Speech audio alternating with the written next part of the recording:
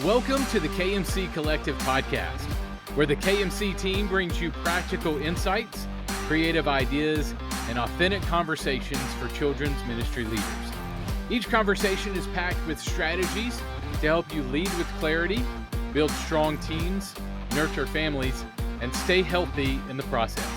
Whether you're planning lessons, training volunteers, or seeking encouragement for the week ahead, this podcast is for you.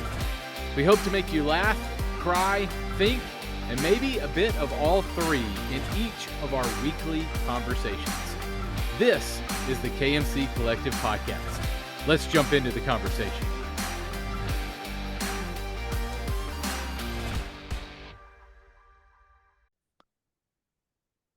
All right, and welcome to the KMC Collective Podcast. I'm Tom. I'm Cole. I'm Ben. And I'm Vicki. I am Let's so go. glad to be with everyone tonight or today, whenever people are watching this. Yeah. Watching, listening, it's all good. I know. I've been thinking about something. As we are heading into December, I'm doing something with my team right now. And I want to have a conversation around how we are wrapping up the end of the year. So how do we do this well? So how do we wrap up December where we can enter January being healthy, hopeful, and prepared for what's next? That's So the good. Like, are you conversation. talking Christmas wrapping paper with tape? Yeah. Like we're wrapping that up. Yeah. Uh-huh. That's Or the That's a good Yeah. one. Not You're that wrapping either. up your People- schedules. You're wrapping up those little nice things all for the year. I mean, you could wrap up Christmas gifts Yeah. for your volunteers. There you go. You could. There you go. Yeah. So No, I 4 always use this hours. time. Yeah, I always use this time. You know, that was my favorite time to sit back and, especially that week right after Christmas and New Year's. That tended to be the time. I love this kind of stuff. All right, Vicki. Yeah. So I'm going through 4 R's right now. So wanting to Okay. have a conversation around this and see what You you all are started early. doing. Yeah, I she's love bringing a that good, I love a good pastor system stuff. where you can remember. So 4 R's is 4 hours. rejoice, Uh-huh. release, Okay. Really. rest, and refocus. So Ooh. what would it look Okay. like to do that as we're entering December? So the conversation is around like rejoice. What are we celebrating? What are you looking back on and celebrating? So I'd love to know that. And then release, what is on our plate that doesn't need to carry over into the new year? That could be a good one. Uh-huh. I Love, like the rest one. yes. Yes. How are we going to rest after a lot of Christmas services and Yes. pouring ourselves out? Yes. So we enter the new year Yeah. and then refocus. What do we need to refocus, re-envision, like restate our mission statement, Yeah. for us, ourselves, right? Lead ourselves first, and then our volunteers, our teams. So I'm going through this right now with my team. What do you guys think? What Cool. resonates with you all? That's good So I'll stuff. All right, so I mean, let's it's start with really the first good. R. The first R was what? Rejoice. Rejoice. All right. Christmas music has to be the top of this. Like, how long are you allowed to play Christmas music? Like, people started like in October. It has nothing Playing to Christmas do with music. kids That's ministry. not. I don't think that's what Well, she's it talking about, man. does. Because if Christmas Train music must be is real. happening in real world, when does it hit the church? That's what I'm saying. Let's rejoice. How quickly are we allowed to put Christmas music? And then how long do we go with it? Like, I need to rejoice as long as physically possible. Yeah. Just put Yeah. that As long as Oh. those kids are coming and singing or talking about it, Yeah. that's how long we're doing it. Yeah. Yeah. That's all I have for rejoice. I was just gonna say, Christmas all right, music. Cole, put Yeah. us back on track here. Back on track. No, I literally, so I just had this conversation with a volunteer yesterday. We had rolled out a big vision of mine for the future is having a special needs or an every child ministry. And so I kind of like going into the school year this year, I did like a soft launch of some stuff to help build some foundational pieces.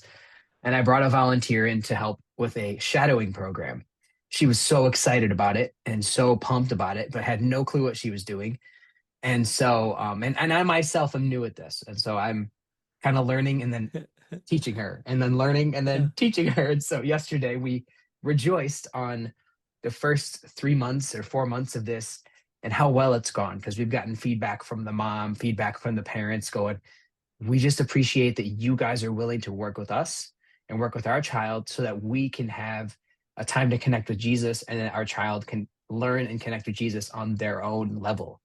And so it's celebrating those wins. It's reassuring my volunteer, like, hey, I know sometimes on Sundays, the person you're shadowing just plays with Legos and they're not like totally engaged. But trust me, them being there, them being in the classroom and them engaging with you is 10 times better than them not. And so reassuring what she's doing matters, and then rejoicing in her, rejoicing with her as she sees how over these last 3 to 4 months, how he as a kid has just opened up to her and has just engaged way more with his small group and his peers than he ever has in all the years he's been with us. And so that would be one of the cool things that I rejoicing and just, you know, doing that. Yeah. I will say, as much as I joke about the Christmas music thing, like it's exciting to start Christmas music. But what I did was every year, I would create a magnet. It's about the size of a 3x5 card, sometimes the size of a like half a piece of paper, bulletin size or whatever. It could have been a postcard size, but I picked some of the top pictures from children's ministry because if you're a teacher, you're stuck in a room, you don't get to see the full picture or the broad scale of the impact that you're having. And so for the church that we were at the time, the mission statement for the church was leading people on the adventure to becoming more like Christ. Well, with this one, leading kids to become more like Christ, right across the front of it, photo collage, kind of like Instagram nine squares times 2 or 3. And then it was like a magnet that they could put on their refrigerator, and as they're ending the year, they're celebrating, man, I got the chance to be a part of that. And I'm so excited to do year 2. And so every time they go to the refrigerator, 3, 4 times a day, they're seeing what impact they're having. And I got great feedback from that. And postcards get lost, magnets last forever, especially if you got kids and you need something to hold a piece of like coloring paper from school or whatever. It's going to stay there because they're desperate for things to hold up papers. Families love it, people serving love it, and so that was a huge way to rejoice and to cast vision for like what they're doing and celebrate that. So that's my favorite thing that I've done that way. So Yeah. I think, you know, I was just talking with somebody I'm working with right now, and we were in this process of thinking through, you know, looking back so we could move forward. And, you know, and granted, you know, yeah, coming to the end of the calendar year, it really from kids ministry is the middle of our year. You know, but I said, you know what, honestly, this is, you know, they say September is the new January, you know, you're going to do evaluation before there, but really this is the time to, you know, before you lose those memories of the summer, the rejoicing of looking back at what did God do and getting those stories, finding ways. You know, one of the things that I asked this person is what are you doing to capture stories? What are you doing to make sure that people are hearing about the life change? Like Ben said, with that magnet idea, that's a great idea. You know, making sure that your team sees and hears life change of kids that are taking next steps. And that's why numbers do, finding out how many kids came to Christ this year, how many kids have been baptized, how many kids are bringing their Bible, or we know brought some friends this year.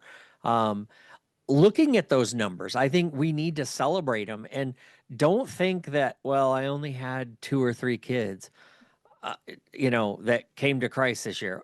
Hey, the Bible says if one comes to Jesus, the whole, That's right. all of heaven That's breaks right. out in a party. 100%. So don't diminish even what you feel like is a small number, because it's not. But man, we have got to rejoice in the little things. We've got to start looking at the little things, celebrating our team and how faithful they've been, how many new people have joined. I think as a leader, you got to look back at some of that kind of stuff and record it, because you're going to need that one to pull yourself up when you start getting discouraged, to share with your pastor so they have something to talk about from the pulpit. I'm always trying to give my pastor stories of life change so that they can use it with the whole church, so the whole church sees what's happening.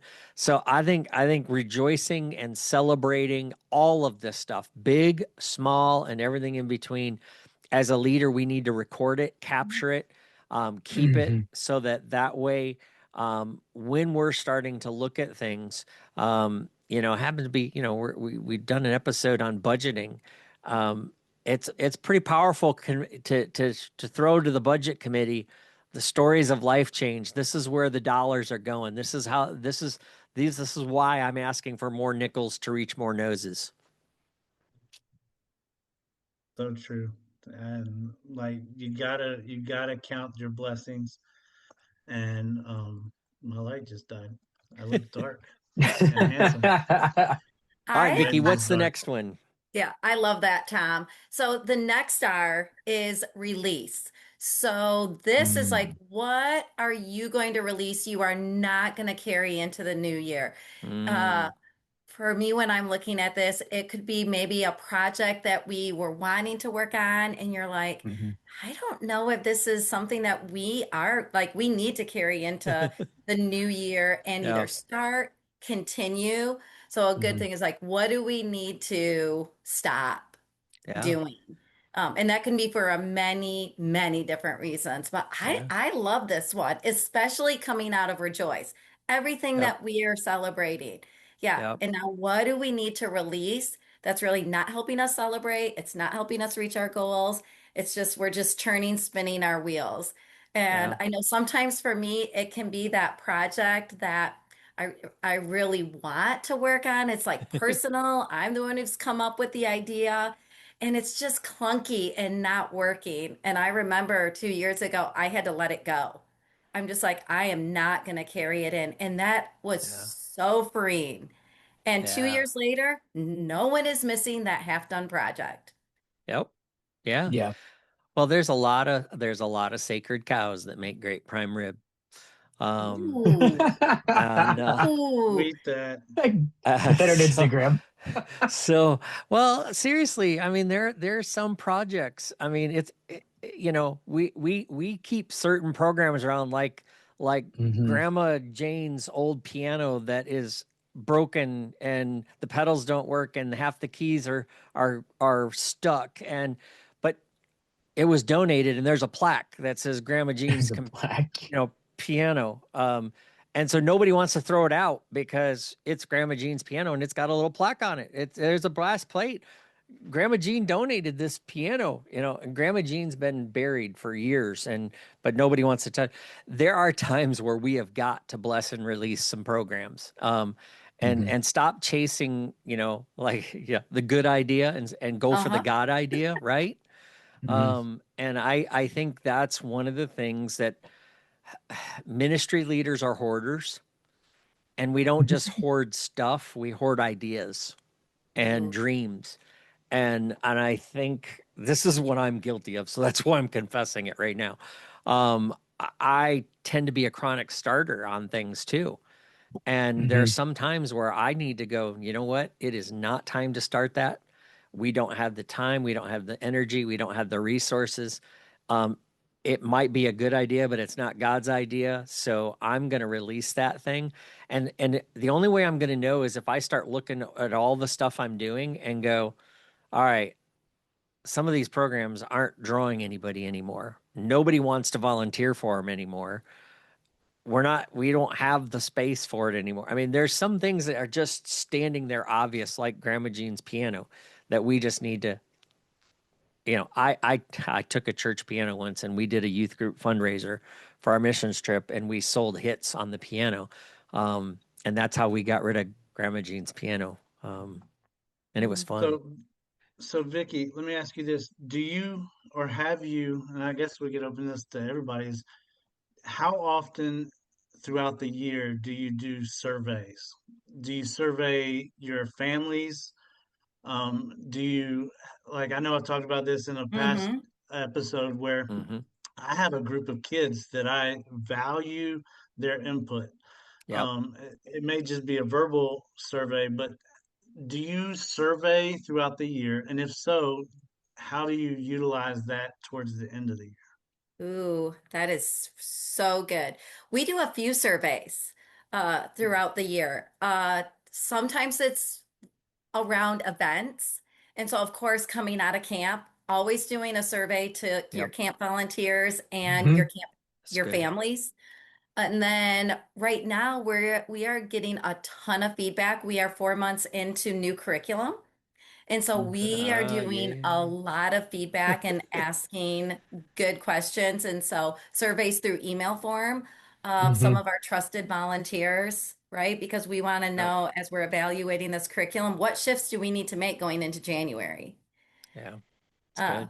and That's then we good. do end of year. So usually May, we do, right, volunteer, like how was your Mhm. year? And Yeah. for families, the best feedback comes not in formal surveys a lot of times, but it's those week to week feedback with those trusted kids. Yeah. Mm-hmm. Yeah, what are you missing? What do you wish you had in this classroom? I did it this past Sunday, and I had a group of boys go, "Really? Like what? You want to know what we're missing?" I was like, "Yeah, I'm asking. We're gonna get ready to go into January. What are you missing? What would you love refreshed in this room?" You would Mhm. have thought I gave them like a new bright shiny Woohoo! room to redesign. So, Mhm. but yeah, we do I like feedback that. and surveys a couple times a year. That's And good I stuff. I think you need to not be so rigid with your timing as well. Yes. Like right now, right? We're 4 months into curriculum and we're like, oh, we need some information. When you find yourself needing information, go after it. Yeah. Don't wait.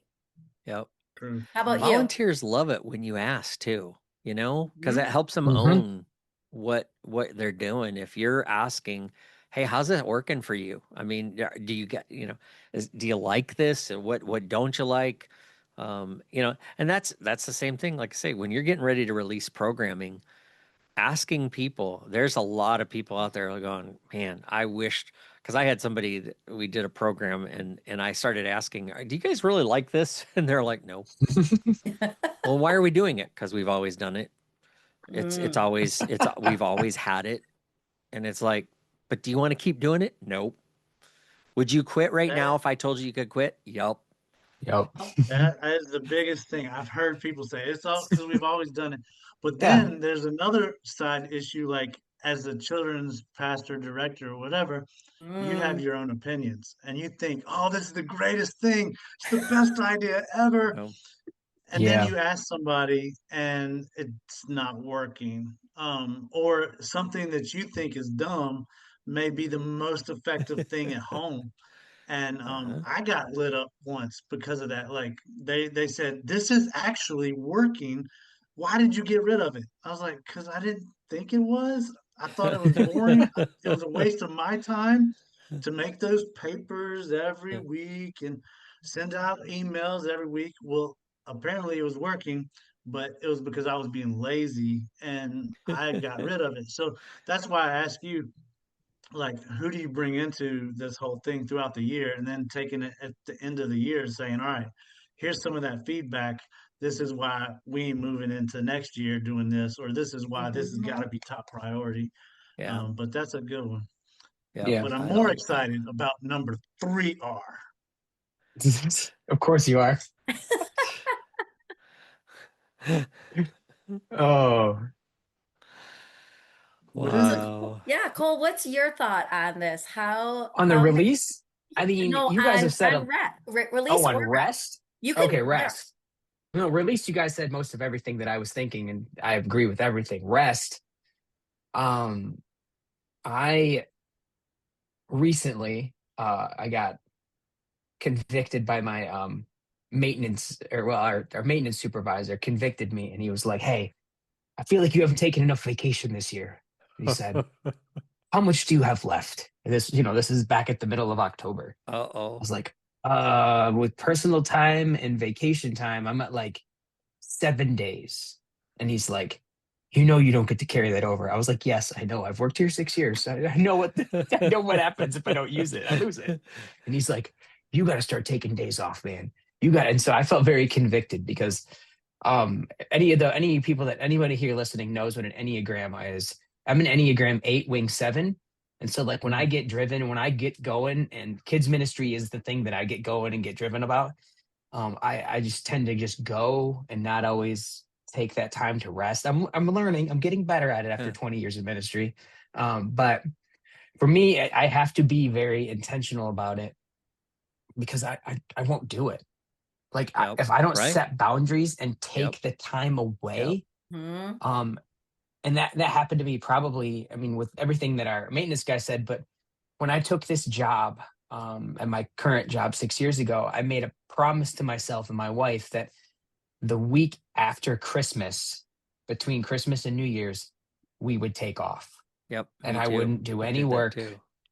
And like, I mean, granted, there's like nobody in the office, but at the same time, I'm willing to go when no one's there because I could be super productive. Yes. No one's bothering Right. me, You can get so much done. so much done, so much work done. But no, I had to be intentional and say, no, we're gonna make this family time. We're gonna make Yeah. this us time.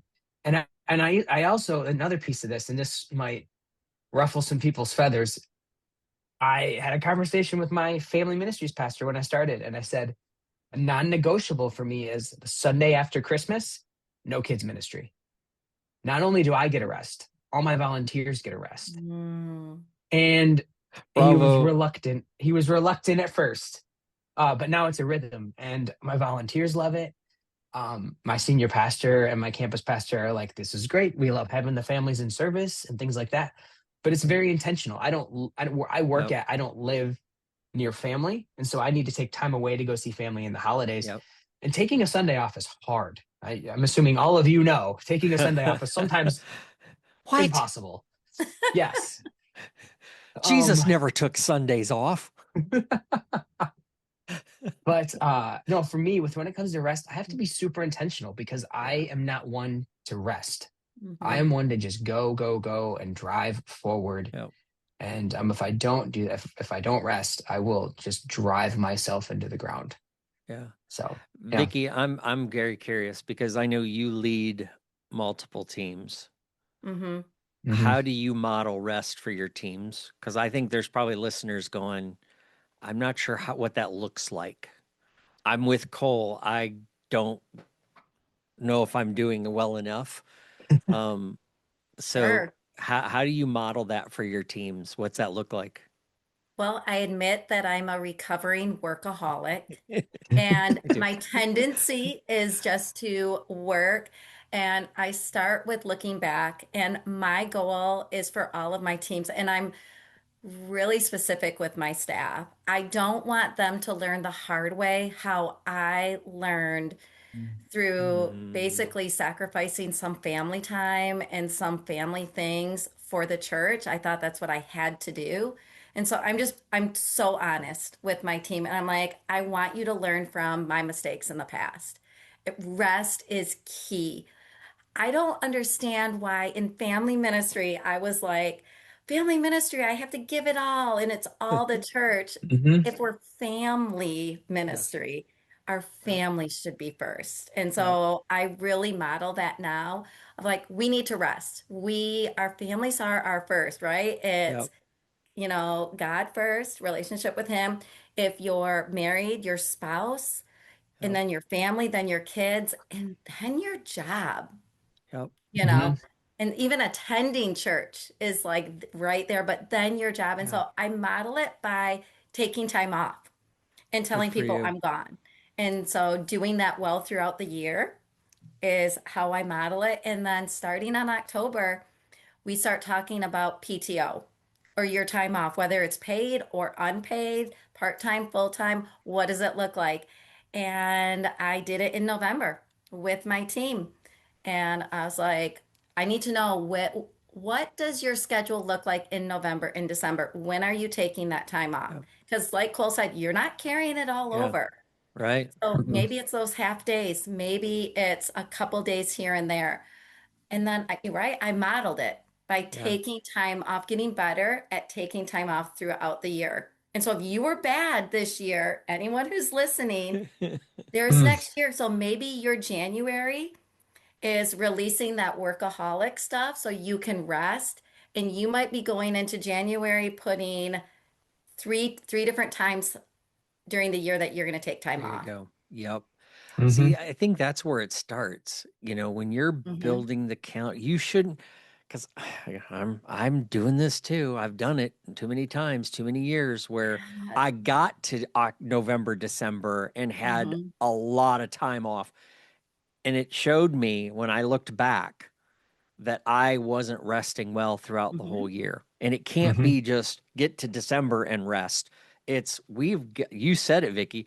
You got to plan. You got to put at least, I say at least once a quarter, you got to put a pit stop on your Yes. calendar before you plan any other events. You've got to put, and not just next to the big events. You know, it's easy to take a week off right after Bible school. I used to do that.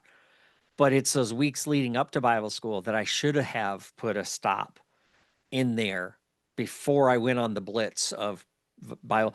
So yeah, I think it's one of those things. I like the fact that Don't you convict me put like that, Tom. Don't convict me like that. I'm sorry. It's The the weeks leading restoring up to Bible leader. school, don't bother me. I'm working hard. It's Now, the I've restoring been leaders person coming out in me that I feel like it's something I'm very, very, very passionate about is making sure, because I didn't do it.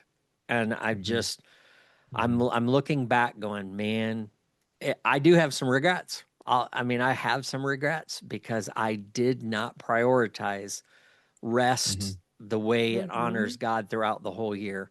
I let other things go in the calendar, and then I tried to squeeze it in, and then I had all this leftover time at the end of the year, and that's not. I'll just flat out say it. That's not honoring to God.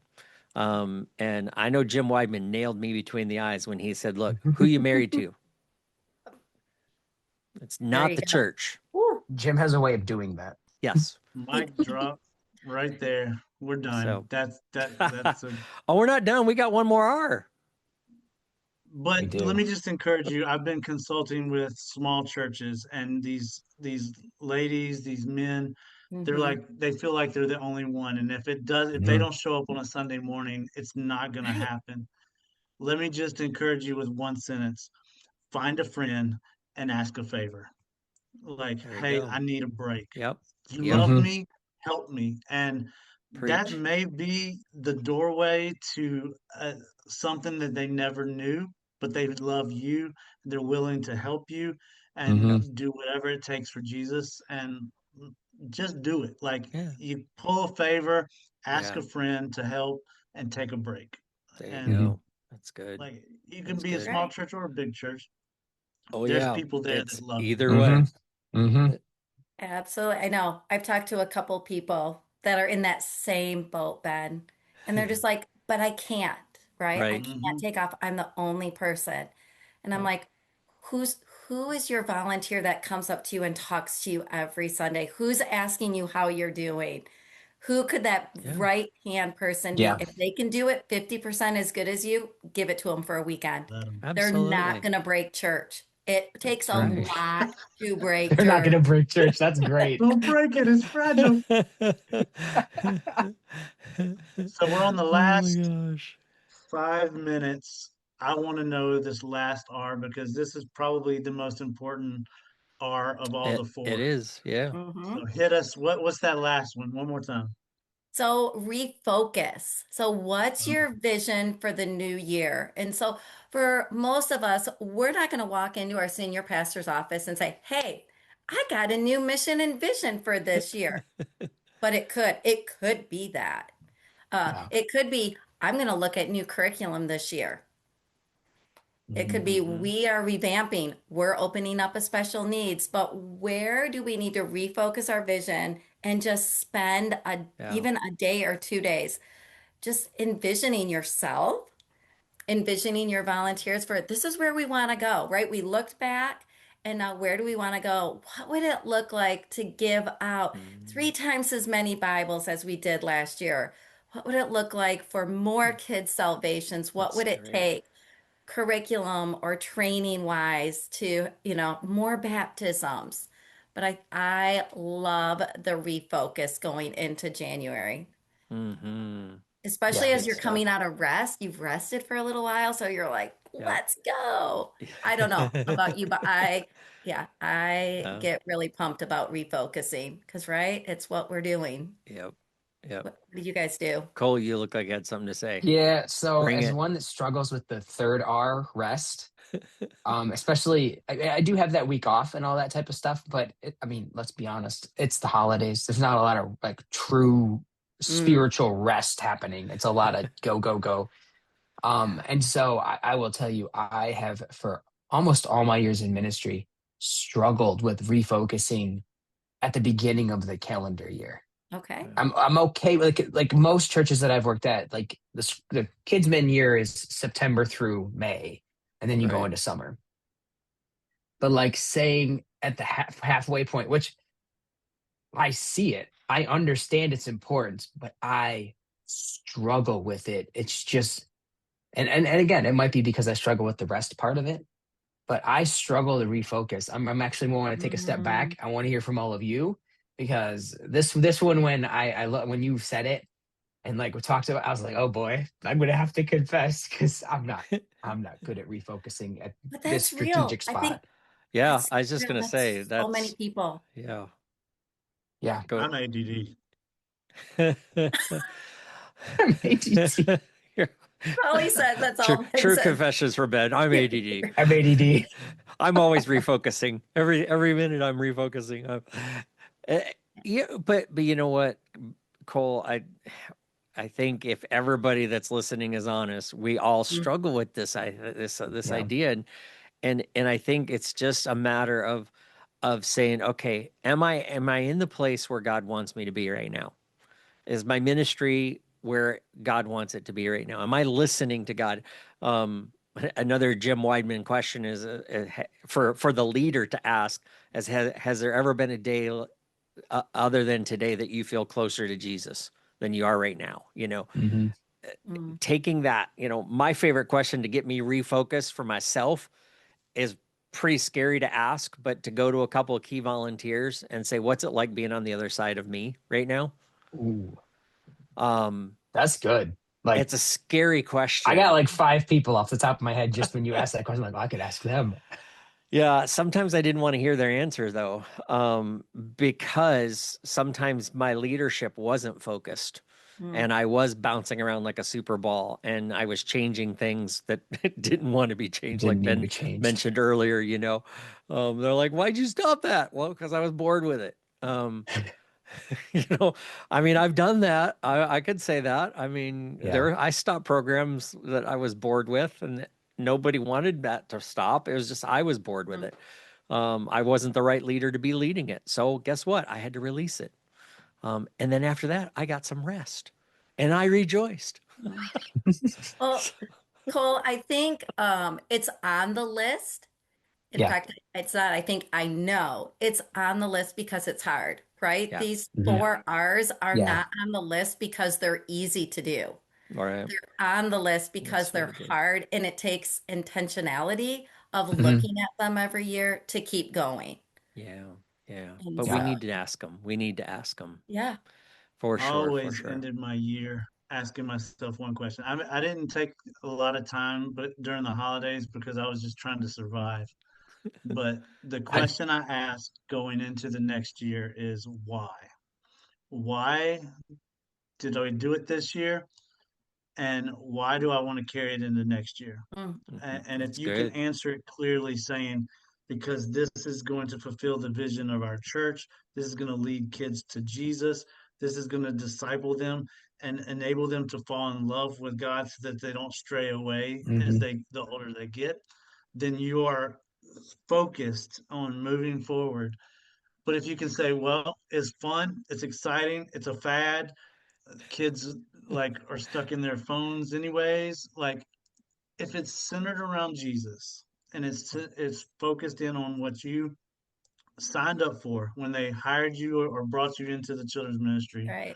or the youth ministry or whatever it Yeah. is, then do it and don't look back. Like evaluate it after you're done, but answer the question, why did I do it? Why do I want to do it? And then do it and go Hmm. all in for Jesus. Don't be lazy, don't be a slacker, be enthusiastic for serving him. And that is why we get to do what we do, because we're a bunch of ADD, organized, some of us people that want to be a kid and have kids fall in love with Jesus in so many ways. And so That's right. that's what I'm thankful Yeah. for when I Yeah. look back at, like, because I can answer why some of them, and Hmm. some of them, the why is just purely That's hilarious. good. That's good. All right, gang. Hey, we got to wrap up this week's conversation. And don't forget, folks, if you want some help figuring out and maybe doing some evaluation, guess what? All these people on the screen or in your virtual ear, in your ear, Virtual talking. in your ear. How's that Hello. work? Yeah. Hello. Anyway, you get the idea. Whether you're listening or whether you're watching, we're here to serve you. That's right. And Mhm. you can go Yep. to kmccoach.net. You can set up a clarity call with any one of us. We would be honored and privileged, counted a privilege to serve you, to help you take some next steps, to evaluate, to dream, to bounce ideas off. We just love doing it. And so please don't think you can't afford to do it. We make it affordable. We'll work with you. So don't worry about it. Just get in there, take 5 seconds of insane courage and hit the clarity call button and set up a call. Or if you're looking for community, check out kidminplus.net, that community where, hey, guess what? All of us coaches are there. We offer coaching in there. We offer training in there, and there's community all in one place, and you can come and join it. And so again, thanks for listening to the podcast. We love doing this. It's been a great first few episodes of a new season, and we are glad whether you've subscribed or whether you're listening, whether you're sharing. I want to give a shout out to Jess Garner, who joined the Kid Ministry Collective Facebook group and said, hey, I want to thank you guys. I'm a brand new children's ministry director in my small town, and I found the podcast while searching for resources, and I love it. Nice. Awesome. So That's great to hear. Just did the Yes. 5th R. The- That is reach out. See? Oh, there we go. There you we go. go. Way to All go, right. Jess. Ben There you coming go. in hot. All right, guys. all the hard Until next time, my friends, I'm Tom. I'm Cole. I'm Ben. And I'm Vicki. Stay cool, Goodbye. people. We're out. Hey, friend, that wraps up the KMC Collective Podcast for this week. Thanks so much for listening. If today's episode sparked something, an idea, a heartbeat, or a fresh start, drop us a line at tom@tombump.com or reach out on social media. We'd love to hear your story and keep the conversation going. Remember, you're not just doing kids ministry, you're shaping the next generation's faith with intention and care. Be encouraged, be creative, and take a breath. You've got this. Catch you next time on the KMC Collective Podcast.